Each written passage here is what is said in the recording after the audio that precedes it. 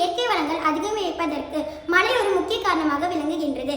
அறிவியல் பூர்வமாக பார்த்தோமா மழை கடல் நீரில் இருந்துதான் உற்பத்தியாகிறது என்பதை நாம் அறிய முடியும். வெப்பமான சூழலில் கடல் நீர் நீராவியாக மாறி வானத்திற்கு சென்று விடுகிறது.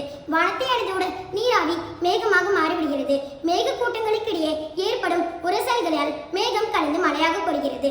பூமியை அணைக்கும் இம்மழை நீர் பல நன்மைகளை தாங்கி வருகிறது. இந்தியா மற்றும் ஆப்பிரிக்காவில் உள்ள இடங்களில் மழை பெய்யாததால் அங்குள்ள மக்கள் பசி கொடுமையில் மடிக்கின்றனர்.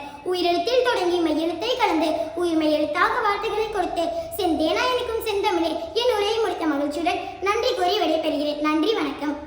அச்சம் தவிர ஆண்மை தவிர நிலைத்தலிகள் ஈகை திறன் உடனடி உறுதிசை உண்மிக விரும்பி எண்ணுவ துயர்வு ஏறு பொருள் ஐம்பொறியாட்சிக்கோள் ஒற்றுமை வலிமையா மொய்தொழி ஓடுதங்குறே என கூறிய முண்டாசு கவிஞன் பாரதியாரின் வரிகளை கூறி எனது உரையை துவங்குகிறேன்.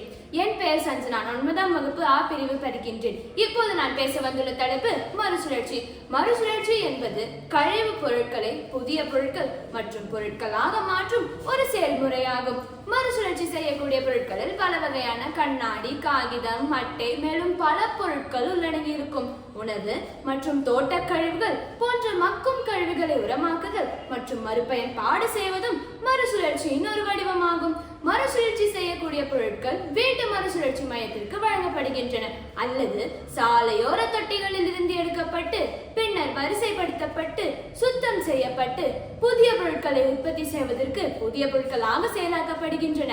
திறன்பேசி இல்லாத மனிதர்களை நாம் காண இயலுமா?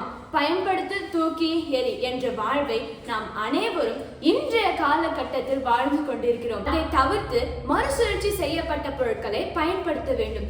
மறுசுழற்சி செய்யப்படுவதால் காற்று மாசடைவது தவிர்க்கப்பட்டு மக்களின் வாழ்க்கை தரம் மேம்படுகிறது.